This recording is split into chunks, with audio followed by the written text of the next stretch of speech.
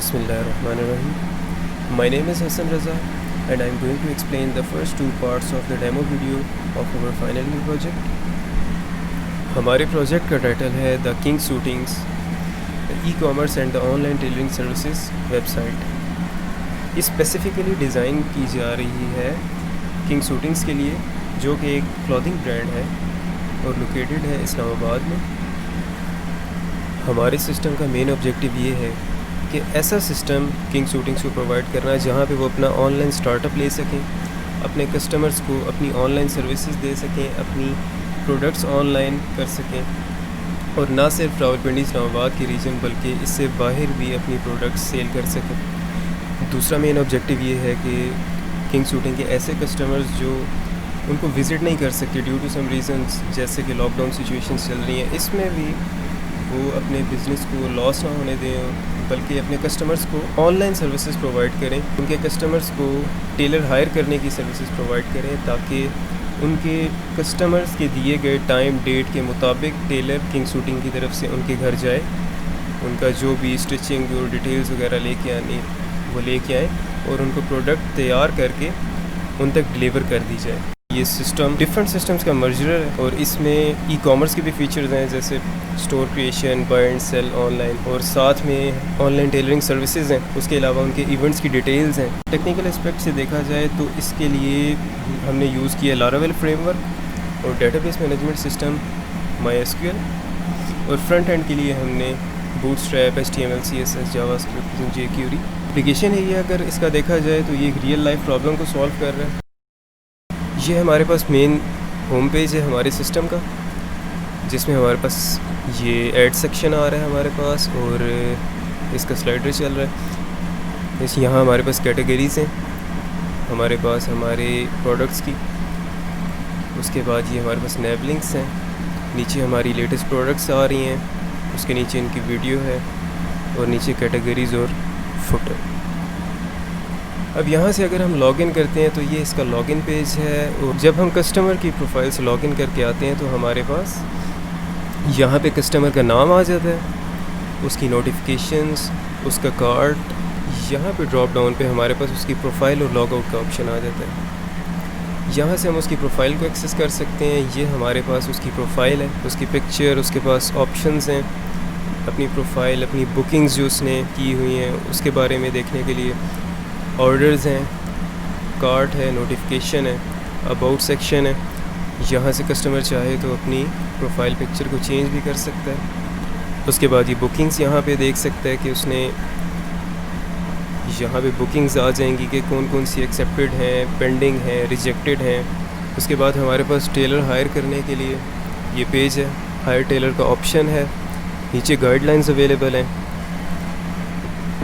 उसके बाद ये हमारे पास टेलर हायर करने का फॉर्म है, यहाँ पे कस्टमर अपनी डिटेल्स इंटर करके अपनी रिक्वेस्ट को सबमिट कर सकता है, ऑर्डर्स को व्यू कर सकता है, व्यू करने के बाद उनको ऐड टू कार्ट कर सकता है और यहाँ से अपना कार्ट चेक कर सकता है।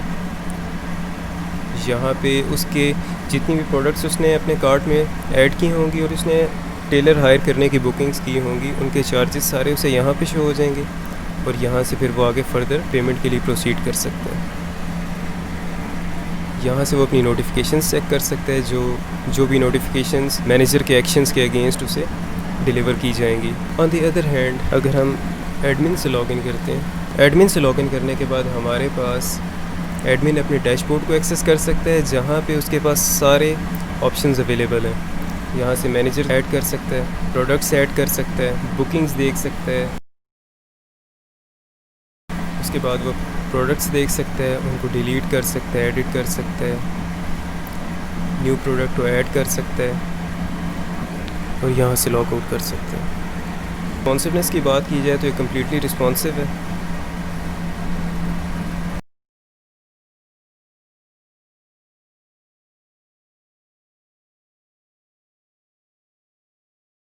बिस्मिल्लाहिर्रहमानिर्रहीम। अस्सलाम वालेकुम। मेरा नाम है सोनिया सफ़ीर और मैं एक्सप्लेन करूँगी अपने FIP की मेजर फंक्शनैलिटीज़ को। सबसे पहले मैं एक्सप्लेन करूँगी कि किस तरह एक कस्टमर वेबसाइट पे आकर टेलर को हायर कर सकता है और मैनेजर उसे कैसे रिस्पॉन्ड करेगा, और कस्टमर उस रिस्पॉन्स को कैसे रिसीव करेगा। हमारे पास हायर अ टेलर का पेज अवेलेबल है with all the guidelines. Tailor को हायर करने के लिए सबसे पहले कस्टमर लॉगिन करेगा। लॉगिन मस्ट है। Without login customer tailor hire नहीं कर सकता। सबसे पहले कस्टमर लॉगिन करेगा। लॉगिन करने के बाद हायर अ टेलर का फॉर्म ओपन करेगा।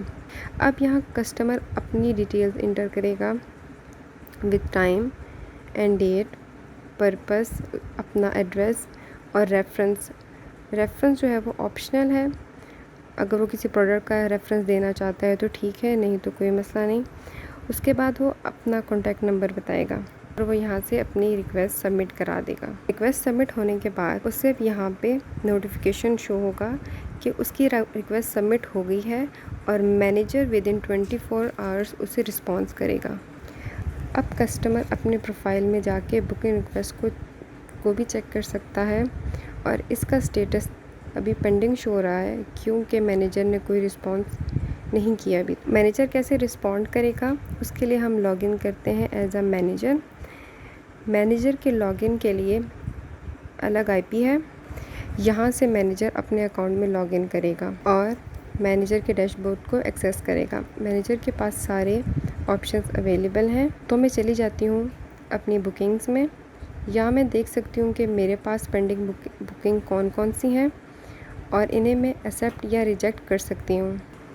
अगर मैनेजर रिक्वेस्ट को एक्सेप्ट करेगा तो उससे यहाँ पे ऊपर मैसेज शो होगा रिक्वेस्ट एक्सेप्टेड और साथ ही हमारे कस्टमर को भी नोटिफिकेशन सेंड हो जाएगा और साथ ही डेटाबेस में भी बुकिंग का स्टेटस चेंज होके एक्सेप्टेड हो जाएगा।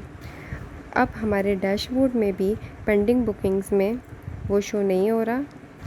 अब वो बुकिंग एक्सेप्टेड बुकिंग में जा चुकी है क्योंकि अभी तक कोई पेमेंट रिसीव नहीं हुई, तो इसलिए तो मैं पेमेंट रिसीव को देखूंगी तो वहाँ अभी तक कोई बुकिंग शो नहीं हो रही। अब अगर मैं जाके कस्टमर के अकाउंट को देखूं तो मेरे पास एक नोटिफिकेशन आ गया है और कार्ट में भी एक आइटम शो हो रहा है।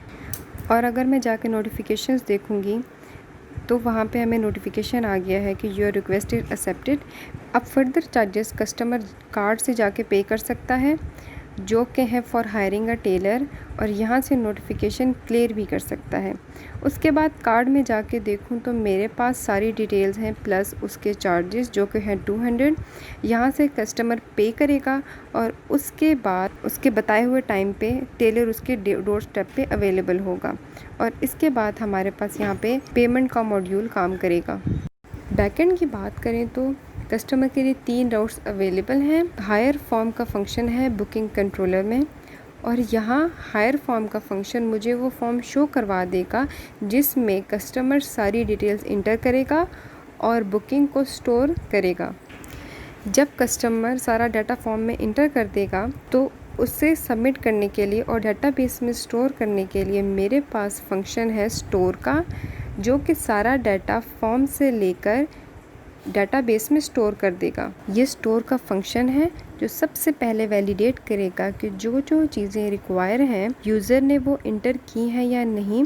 अगर एक भी चीज़ मिस है तो वो एरर का मैसेज शो कर देगा। वैलिडेशन कंप्लीट होने के बाद वो सारा डाटा गेट करेगा फॉर्म से और डाटा गेट करने के बाद स्टार्टिंग में स्टेटस को पेंडिंग रख देगा और डेटाबेस में स्टोर करवा देगा और पेमेंट को नैन कर देगा। यहाँ बुकिंग मॉडल की न्यू ऑब्जेक्ट बनेगी और उसी में सारा डाटा स्टोर होगा और यहाँ से वापस चला जाएगा हायर अ टेलर के होम पेज पे और उसे होम पेज पे ये मैसेज शो होगा। जब मैनेजर बुकिंग को एक्सेप्ट करेगा तो हमारे पास बुकिंग कंट्रोलर का एक्सेप्ट पीके नाम का फंक्शन कॉल हो जाएगा।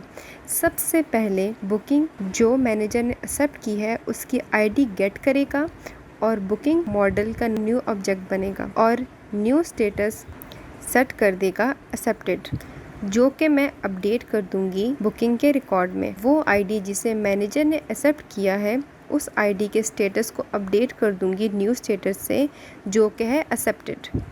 उसके बाद उस कस्टमर की आईडी को गेट करूंगी जिसकी वो बुकिंग है, क्योंकि उस कस्टमर को भी नोटिफिकेशन भेजना है और उसके कार्ड को भी अपडेट करना है। उसकी बुकिंग चार्जेस का न्यू ऑब्जेक्ट बनाऊंगी। ऑब्जेक्ट के थ्रू बुकिंग के जो चार्जेस थे वो सेव करवा लूंगी, जो कि है 200, और स्टेटस सेट कर दूंगी अनपेड। अब फर्दर नोटिफिकेशन डिटेल के मॉडल की न्यू ऑब्जेक्ट बनाऊंगी और उस कस्टमर को नोटिफिकेशन सेंड कर दूंगी जो कि कस्टमर को रिसीव होंगी। इस तरह कस्टमर के नोटिफिकेशन आइकन में +1 करा दूंगी और कार्ट में भी +1 करा दूंगी और मैनेजर को वापस रीडायरेक्ट कर दूंगी डैशबोर्ड पे विद मैसेज। एक और फंक्शनलिटी की बात करेंगे, वो है हमारे पास प्रोडक्ट की। यहाँ से मैनेजर या एडमिन न्यू प्रोडक्ट को ऐड कर सकता है। इसमें वो प्रोडक्ट का नाम, साइज और बाकी सारी डिटेल्स इंटर करेगा with image, price and description. ये प्रोडक्ट ऐड हो चुकी है। इसके बैकएंड पे जाएं तो हमारे पास प्रोडक्ट को ऐड करने के लिए ये राउट है। /ऐड के जब हमारे पास रिक्वेस्ट आएगी तो उसे डील करेगा प्रोडक्ट कंट्रोलर का फंक्शन ऐड। ये ऐड का फंक्शन सेशन से यूज़र की टाइप और आईडी को गेट करेगा और चेक करेगा कि यूज़र एडमिन या मैनेजर है तो उसे ऐड प्रोडक्ट का फॉर्म शो करेगा। अगर नहीं है तो उसे वापस होम पेज पे रीडायरेक्ट कर देगा। उसके बाद जब प्रोडक्ट का डाटा फॉर्म में इंटर करेंगे तो मैनेजर या एडमिन, तो हमारे पास ये प्रॉपर वैलिडेशन होगी कि जो इमेज उसने इंटर की वो इन टाइप के अलावा कोई भी ना हो और उसका साइज़ मैक्स 5 MB होना चाहिए। बाकी सारी चीज़ें जो रिक्वायर्ड हैं, name, size, quantity, colour code, category, description, price, validation के बाद सारा डाटा डेटाबेस में स्टोर हो जाएगा। इमेज के नेम को गेट कर लेगा और इमेज के साथ जो रीसेंट टाइम है उसको मिला के न्यू नेम बना देगा। उसे अपने सर्वर पे सेव कर लेगा और वही नेम प्रोडक्ट के रिकॉर्ड में भी सेव कर देंगे। ये सारी डिटेल्स डेटाबेस के टेबल प्रोडक्ट में जाके स्टोर हो जाएंगी और जो प्रोडक्ट ऐड किया है वो उसे जाके डिलीट या एडिट भी कर सकता है।